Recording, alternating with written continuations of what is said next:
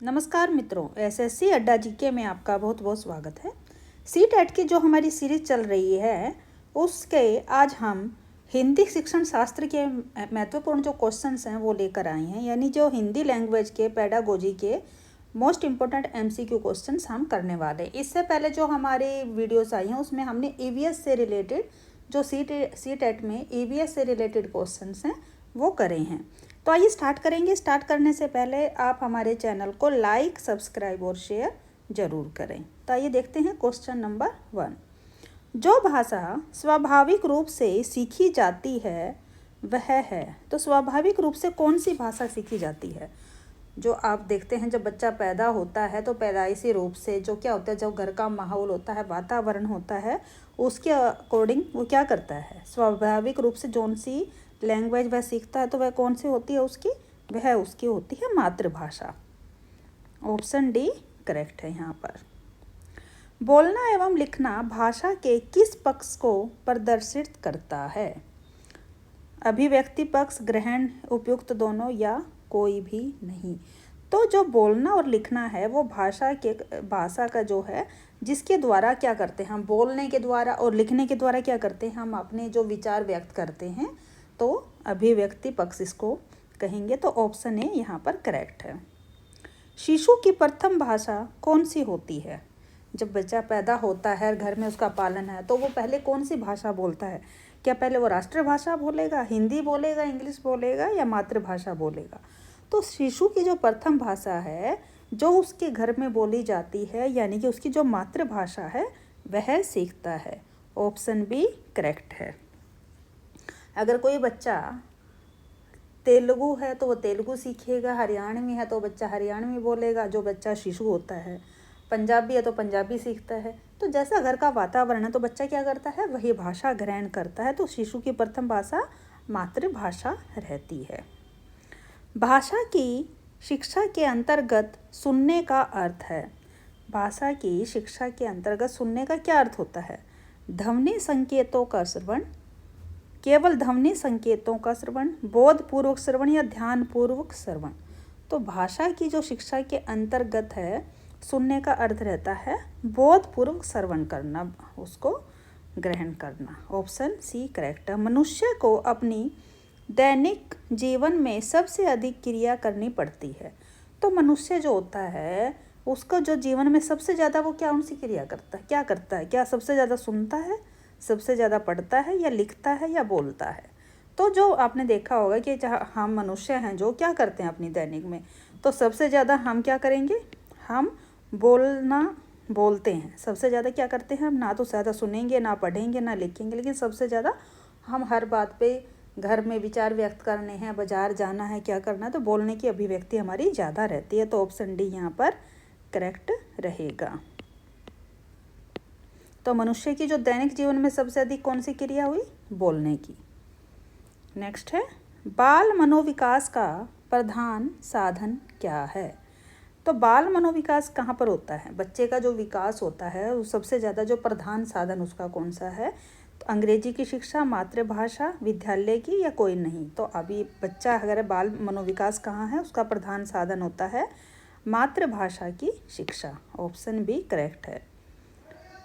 बालक के संवेग स्थायी भावों का मातृभाषा से कैसा संबंध है? बालक के जो संवेग और स्थायी भावों का जो मातृभाषा से किस प्रकार का संबंध है? घनिष्ठ, सामान्य, अच्छा या कोई नहीं? तो बालक का जो संवेग है, स्थायी भावों का मातृभाषा से पूछा है, तो मातृभाषा से तो उसका संबंध कब होता है? जब बच्चा पैदा होता है और उसके बाद जो घर का वातावरण तो शुरू से उसमें ही रहता है, स्टार्टिंग से उसी में रहने लग जाता है। तो मातृभाषा के साथ क्या हो गया उसका? तो संवेग स्थायी भावों का जो मातृभाषा है उसका संबंध घनिष्ठ रहता है, बिल्कुल निकटता का रहता है। ऑप्शन ए करेक्ट है। बालकों का बौद्धिक, नैतिक, सांस्कृतिक विकास निर्भर करता है। तो बच्चों का बौद्धिक और नैतिक, यानी कि जो उनको नैतिक शिक्षा दी जाती है, सांस्कृतिक जो आसपास में प्रोग्राम्स हैं, सांस्कृतिक व्यवहार हैं, चाहे वह धर्म से संबंधित है या बच्चों के खेल कूद है, सांस्कृतिक विकास आदि किस पर निर्भर ज़्यादा करेगा? खेल क्षमता पर, भाषा पर, अध्ययन पर या कोई भी नहीं? तो बच्चे का जो बौद्धिक स्तर होता है, नैतिक, सांस्कृतिक, वो किससे सीखेगा? तो सबसे पहले वो भाषा के अनुसार ही सीखेगा ना, कि खेल के द्वारा भी इतना नहीं होता, अध्ययन से भी नहीं है, लेकिन भाषा जो क्षमता होती है उसके द्वारा वह बौद्धिक, नैतिक और सांस्कृतिक उसका जो विकास ज़्यादा निर्भर होता है। ऑप्शन बी करेक्ट है यहाँ पर। वर्णमाला है, तो वर्णमाला क्या है ये आपको सभी को पता है। वर्णों के समूह को हम वर्णमाला कहते हैं। क्या कहते हैं? वर्णों के समूह को वर्णमाला कहा जाता है, यह इसकी परिभाषा है। तो ऑप्शन ए करेक्ट है। शब्द भंडार द्योतक है, द्वितीयक कैसे है? जो शब्द भंडार है, क्या भाषा विकास का, या शारीरिक विकास, मानसिक विकास का, या कोई भी नहीं? तो जो शब्द भंडार होता है वह क्या है? वह भाषा के विकास का भंडार होता है। तो ऑप्शन ए करेक्ट है यहाँ पर। मौखिक भाषा की अंतिम इकाई है, तो मौखिक भाषा की अंतिम इकाई क्या है?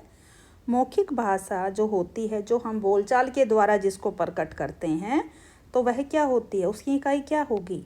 क्या वर्ण? क्योंकि मौखिक का तो वर्ण तो नहीं होंगे, वर्ण तो लिखने में यूज होते हैं। वचन ये भी नहीं होगा। उपयुक्त सभी, क्योंकि अगर वर्ण और वचन नहीं है तो उपयुक्त सभी हो ही नहीं सकता। तो बचा क्या? ध्वनि। तो हम जो बातचीत करते हैं, मौखिक भाषा है, जो बोलचाल की भाषा जैसे होती है उसको मौखिक भाषा कहते हैं। तो वह किसके द्वारा? ध्वनि के द्वारा होती है। तो मौखिक भाषा की अंतिम इकाई क्या है? ध्वनि। ऑप्शन बी करेक्ट है। निम्नलिखित में से कौन सी हिंदी की उपभाषा है? बिहारी, पूर्वी हिंदी, राजस्थानी या उपयुक्त? तो जो हिंदी भाषा की जो सारी ही भाषाएं क्या हैं, चाहे वह बिहारी है, पूर्वी है, राजस्थानी है, तेलुगु है, कुछ भी है, तो सभी भाषाएं क्या हैं? वह सभी उपभाषा हैं किसकी? हिंदी की। तो ऑप्शन डी यहाँ पर करेक्ट रहेगा, उपयुक्त सभी। उपभाषा में कितने प्रकार की बोलियां सम्मिलित होती हैं? तो उपभाषा है, जैसे हिंदी की भाषा कहा है कि हिंदी की उपभाषा क्या है, तो आप अभी मैंने बताया कि जो उपभाषा के अंदर राजस्थानी, हिंदी, तेलुगु, तमिल, मणिपुरी, असमिया, जो भी भाषाएं हैं तो सभी आ जाते हैं, चाहे पंजाबी है, राजस्थानी है, तो क्या हो गया? तो हिंदी की कितनी उपभाषाएं हो जाएंगी? अनेक, बहुत सारी। तो ऑप्शन बी यहाँ पर करेक्ट है। रचना की दृष्टि से भाषा की सबसे छोटी इकाई कौन सी होती है? रचना की दृष्टि से बताना है आपको। तो भाषा की सबसे छोटी इकाई कौन सी है?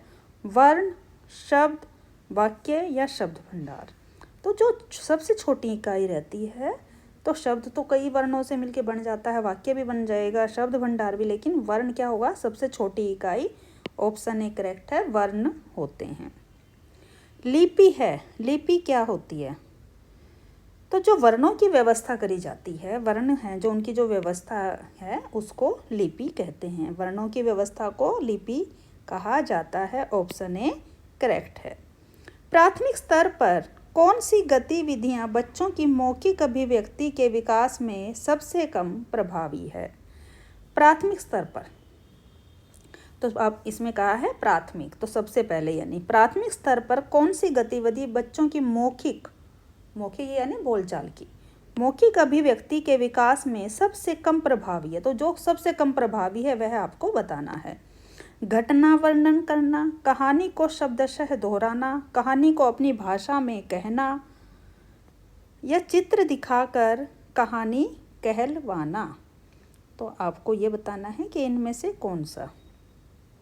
तो जो बच्चों का सबसे कम प्रभावी है, तो एक घटना का वर्णन भी बच्चा अपनी भाषा में कर देगा कि वो हम खेल रहे थे, वहाँ गए थे, ऐसे गिर गए, वैसे गिर गए, सब वो बच्चा बता सकता है। कहानी को वो अपनी भाषा में समझा देगा, जो उसकी मातृभाषा है उसके द्वारा बता सकता है। चित्र दिखाकर भी वो कुछ ना कुछ समझा देगा। लेकिन जो कहानी को शब्दशः दोहराना कम प्रभावी होता है किसके लिए? प्राथमिक स्तर पर जो बच्चों की मौखिक अभिव्यक्ति होती है। तो ऑप्शन जो 2 है, बी है, यहाँ पर ये करेक्ट हो जाएगा। मुहावरे और लोकोक्तियों के प्रयोग के संदर्भ में कौन सा कथन उचित है? तो मुहावरे और लोकोक्तियाँ तो आपको पता ही है, इनका यूज जब सब करते हैं तो ये बताना है कि इसका सबसे उचित कौन सा कथन, इनके बारे में कौन सा उचित है। यहाँ पर ये भाषा का अनिवार्य हिस्सा है, ये भाषा प्रयोग को प्रभावी बनाते हैं, ये भाषा को नियंत्रित करते हैं, भाषा का अलंकरण इनका कार्य है। तो देखिए, ना तो ये भाषा का अनिवार्य हिस्सा है, जो लोकोक्तियाँ हैं भाषा के अंदर अनिवार्य हिस्सा इसको नहीं माना जाता। भाषा को ये नियंत्रित भी नहीं करते हैं। कौन? लोकोक्तियाँ। वो तो वर्ण शब्द उनके जो होते हैं स्वर आदि के द्वारा होता है। भाषा का अलंकरण ये भी नहीं। तो ऑप्शन जो बी है, 2 है अपना, ये भाषा प्रयोग को प्रभावी बनाते हैं। ऑप्शन जो 2 है अपना करेक्ट रहेगा, बी करेक्ट होगा। गीता ने सभी बच्चों को एक अनुच्छेद दिया जिसमें हर 5वें शब्द की जगह रिक्त स्थान था जिससे बच्चे को भरना था। मीता ने किसका प्रयोग किया? तो देखिए क्या किया, मीता ने सभी बच्चों को अनुच्छेद दिया था और बताया कि भी हर 5वां जो वर्ड था, हर 5वां जो शब्द था, वहाँ पर क्या था, खाली स्थान छोड़ा गया था, रिक्त स्थान दिया गया था और वो बच्चों को भरना था। तो मीता के अनुसार उसमें किस चीज़ का प्रयोग होना चाहिए था? पठन परीक्षण, लेखन परीक्षण, व्याकरण परीक्षण या क्लोज परीक्षण? तो जो मीता ने जब बच्चों को एक अनुच्छेद दिया था तो उसमें क्लोज परीक्षण का, जो हर 5वें शब्द की जगह क्लोज परीक्षण का वहाँ पर यूज किया गया था। ऑप्शन डी करेक्ट है। बच्चों में डैश और डैश के माध्यम से लेखन कौशल का विकास किया जा सकता है। तो आपको ये जो रिक्त स्थान है यहाँ पर भरना है कि देखिए कौन सा आपको लगता है कि सही है। रिक्त स्थान में यहाँ पर क्या आना चाहिए?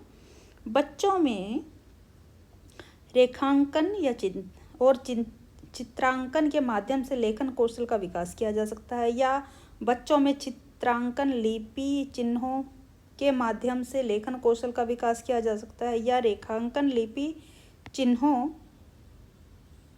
के माध्यम से, या फिर बच्चों में लिपि, चिन्हों या अक्षर बनावट से। तो बच्चों में जो रेखांकन, जो रेखांकित की जाती हैं चीज़ें, और चित्रांकन के माध्यम से लेखन कौशल का विकास ज़्यादा होता है। तो ऑप्शन ए यहाँ पर करेक्ट है। मुदिता अक्षर श को स बोलती है। मुदिता की भाषा शिक्षिका के रूप में आप इस स्थिति के बारे में क्या कहेंगे? भाषागत त्रुटि का होना, क्षेत्रीय भाषा का प्रभाव, भाषागत ज्ञान का अभाव या भाषा प्रयोग में लापरवाही। तो देखिए, जो आमतौर पे आपने देखा होगा, मुदिता जो श को जो स बोला जाता है उसका एक रीज़न रहता है कि उसमें भाषा की त्रुटि नहीं होती है और ना ही भाषागत ज्ञान का अभाव। उनको ज्ञान तो है, भाषा प्रयोग में लापरवाही भी नहीं, लेकिन जो क्षेत्रीय भाषा होती है, उनकी जो एक अपनी मातृभाषा रहती है, उसका प्रभाव उस पर ज़्यादा होने की वजह से वो श को स बोलते हैं। तो ऑप्शन बी यहाँ पर करेक्ट होगा, क्षेत्रीय भाषा का प्रभाव। निम्नलिखित में से कौन सा प्रश्न बच्चों की भाषा क्षमता के विकास में सर्वाधिक सहायक है? निम्नलिखित में से कौन सा प्रश्न बच्चों की भाषा क्षमता के विकास में सर्वाधिक सहायक है? तो ये बताना जो सबसे ज़्यादा उनकी सहायता करता है किसमें? भाषा क्षमता के विकास में। डाल डाल का इस्तेमाल करते हुए वाक्य बनाओ। तितली कली के पास कब गई होगी और क्यों? तितली और कली ने क्या खेल खेला? तुम्हारी मनपसंद किताब कौन सी है? तो इसके अंदर देखिए, अब डाल डाल का इस्तेमाल करते हुए वाक्य है नहीं। तितली और कली ने क्या खेल खेला होगा, ये तो होगा, पता नहीं उसने क्या खेला। तुम्हारी मनपसंद किताब कौन सी है? तो यहाँ भाषा क्षमता के विकास में जो सर्वाधिक सहायक है वह क्या है? तितली कली के पास कब गई होगी और क्यों गई?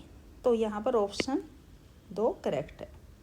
सामाजिक अंतःक्रिया की अवधारणा डैश से संबंधित है। तो आपको बताना जो सामाजिक अंतःक्रिया की अवधारणा किसके द्वारा दी गई है? स्किनर, पियाजे, चम्स्की या वाइगोत्स्की। तो जो सामाजिक अंतःक्रिया की अवधारणा किससे संबंधित है? ये है वाइगोत्स्की के से संबंधित है। ऑप्शन 4 यहाँ पर करेक्ट है।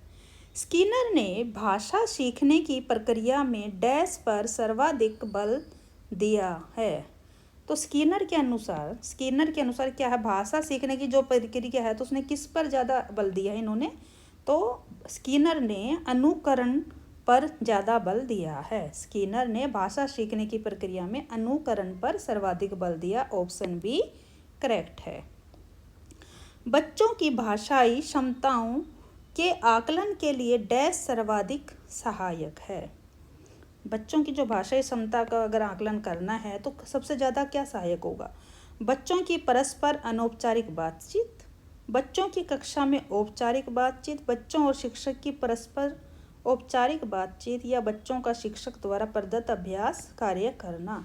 तो लेकिन जो बच्चों की भाषाई क्षमता का आकलन कैसे किया जाता है? बच्चों को अगर बिठा दिया जाए और वो अपनी भाषा में जो भी आपस में बातचीत कर रहे हैं, एक दूसरे को अपने हिसाब से सब बता रहे हैं, ये ऐसा नहीं ऐसा होना चाहिए, हमारे यहाँ ये होता है वो होता है, ये होती है एक अनौपचारिक बातचीत।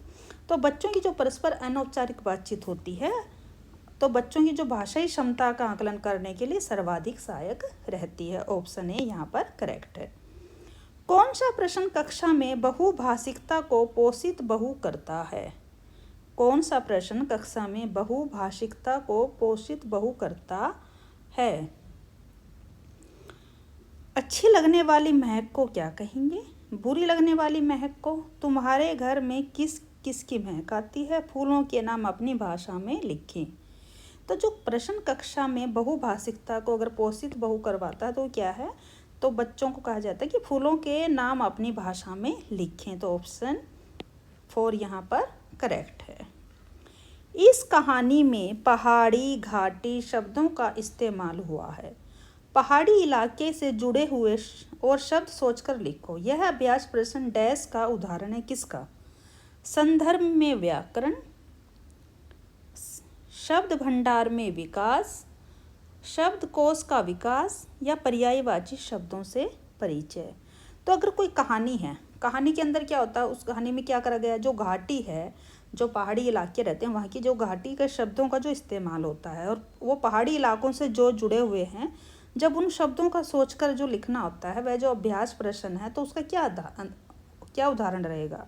तो जो वो रहता है शब्द का भंडार में विकास, शब्दकोश, ये नहीं है। संदर्भ में व्याकरण, यहाँ पर जो यह अभ्यास प्रश्न क्या होगा? तो यह होता है जो संदर्भ में व्याकरण का उदाहरण होता है। ऑप्शन ए करेक्ट है। शिक्षण प्रक्रिया को रुचिकर बनाने में डैश शिक्षण सामग्री सहायक होती है। जब बच्चों को पढ़ाया लिखाया जाता है टीचर के द्वारा कक्षा में उनको, ताकि वो और ज़्यादा रुचि लेकर चीज़ों को जल्दी से सीख सकें, तो उसको क्या, किसके माध्यम से? ऑडियो वीडियो, वैविध्यपूर्ण, वीडियो परक, या पत्र पत्रिकाएं। तो जो शिक्षण प्रक्रिया को रुचिकर बनाने में कोई एक चीज़ ज़्यादा शामिल नहीं होती है, तो वैविध्यपूर्ण यानी कि विभिन्न प्रकार से बच्चों को जो सामग्री होती है वो कभी चित्र बनाकर, कभी किसी ऑडियो के द्वारा, कभी किसी वीडियो के द्वारा, कभी हाव भाव के द्वारा, काफ़ी चीज़ों के द्वारा समझाया जाता है। तो क्या होगा? शिक्षण प्रक्रिया को रुचिकर बनाने में वैविध्यपूर्ण यानी कि विभिन्न प्रकार की जो सामग्री सहायक होती है। ऑप्शन बी करेक्ट है। प्राथमिक स्तर पर भाषाई क्षमताओं का विकास डैश है और साहित्य डैश है। तो प्राथमिक स्तर पर जो भाषाई क्षमताओं का विकास होता है और साहित्य वह क्या है? तो प्राथमिक स्तर पर भाषाई क्षमताओं का विकास साध्य है और साहित्य क्या है? साहित्य क्या होता है? वो साधन होता है। तो प्राथमिक स्तर पर भाषाई क्षमताओं के विकास के लिए साध्य और साधन, तो साहित्य क्या है? उसका साधन है। ऑप्शन सी करेक्ट है। ऑप्शन 3 करेक्ट है। प्राथमिक स्तर पर कौन सा भाषा शिक्षण का उद्देश्य नहीं है? अब यहाँ पर देखिए, क्वेश्चन ध्यान से पढ़ेंगे, यहाँ पर नहीं की बात हुई है। तो प्राथमिक स्तर पर कौन सा भाषा शिक्षण का उद्देश्य नहीं है? कौन सा इनमें एक उद्देश्य नहीं है? अपने द्वारा कही गई बात की तार्किक पुष्टि करना, भाषा का सृजनशील एवं कल्पनाशील प्रयोग करना, रचनाओं के माध्यम से विभिन्न विषयों से जुड़ना, या भाषा संबंधी व्याकरण को पूर्णतः कंठस्थ करना। तो देखिए, जो प्राथमिक स्तर होता है, जो बच्चों को आप अगर प्राइमरी कक्षा में जब पढ़ाया जाता है, तो ये कोई उद्देश्य नहीं है उनके लिए कि उनको पूरा व्याकरण कंठस्थ करा दिया जाए। नहीं, उनके द्वारा कही बात को तार्किक पुष्टि, भाषा का सृजनशील और कल्पनाशील प्रयोग, रचनाओं के माध्यम से उनको विभिन्न विषयों से जोड़ना, ये बिल्कुल सीधे सही चीज़ें हैं। लेकिन यहाँ पर कौन सा भाषा शिक्षण का उद्देश्य नहीं है प्राथमिक स्तर पर? तो वह है भाषा संबंधी व्याकरण को पूर्णतः कंठस्थ करा देना। तो ऑप्शन 4 यानी कि ऑप्शन डी यहाँ पर करेक्ट हो जाएगा। कक्षा में भाषा की डैश के प्रति डैश बनकर उसका उपयोग भाषा शिक्षण में करना चाहिए। तो कैसे करना चाहिए? तो कक्षा में जो भाषा की विविधता के प्रति संवेदनशील बनकर उसका उपयोग भाषा शिक्षण में करना चाहिए। ऑप्शन 2 यानी कि ऑप्शन बी यहाँ पर करेक्ट है। विद्यालय के बाहर का जीवन और वहाँ प्राप्त ज्ञान एवं अनुभव भाषा सीखने के लिए आवश्यक प्रेरणा देते हैं, क्योंकि मानक वर्तनी का सम्यक ज्ञान मिलता है, समृद्ध भाषिक परिवेश को मिलता है, लेखन की भिन्न शैलियों का परिचय मिलता है, या इसमें व्याकरणिक नियमों की जानकारी होती है। तो जब विद्यालय के बाहर यानी कि जब आप विद्यालय से बाहर चले जाते हैं और आपको वहाँ पर जो प्राप्त ज्ञान है वह किस पर, अनुभव की भाषा सीखने के लिए, तो क्या होता है, बाहर की जो भाषा सीखने के लिए आपको प्रेरणा देते हैं, क्योंकि वहाँ पर आपको लेखन की भिन्न शैलियों का परिचय मिलता है। ऑप्शन यहाँ पर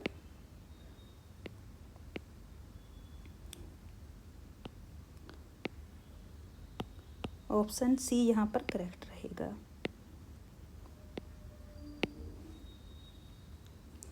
पहली कक्षा में प्रवेश लेने से पहले आमतौर पर बच्चे क्या करते हैं, पठन लेखन में दक्ष होते हैं। गलत है ये तो।